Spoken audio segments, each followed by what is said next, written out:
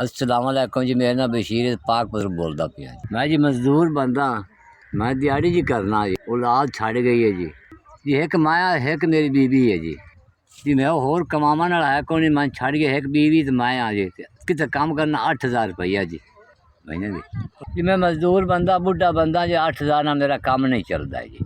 मैं जी 8,000 दवाइयाँ घर का खर्चा करा के आदि दवाइयाँ लवां जी महीने की मेरी 5,000 की दवाई तो 8,000 तनख्वाह है मेरी जी। 3,000 है जी मैं आज घर का खर्चा नहीं कर सकना हाँ जी मेरी डूई पीड़ होती जी हमें कोई काम नहीं हो सकता है जी। मजदूर बंदे मेरी डूई पीड़ होती मेरे को काम नहीं हो सकता है जी। जिमीदार जी तनख्वाह नहीं देंगे साढ़े बड़े मंदे हाल हैं जी। मंगने अग पी जाते अज देने वड्डे देने अगदे छड़ देने जिंदगी जी बड़ी औखी नहीं पती पी दवाइयाँ भी नहीं लईयां जांदियां पईयां जी। हालात बड़े खराब हैं जी।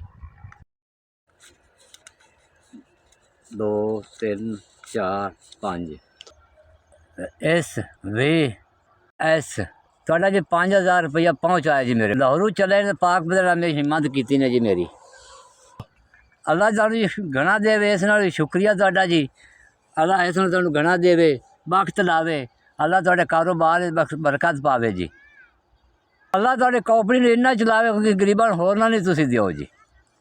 अल्लाह जी कंपनी नूं ना इन्हां मालकां नूं हिम्मत सेहत रब देवे जी।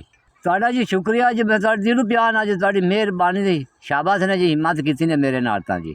ये तुहाडे पैसे मैं दवाई लई सा मेरे औखे काम तुसीं आए ने जी। एस वी एस तुहाडा मेहरबानी तुहाडा शुक्रिया जी।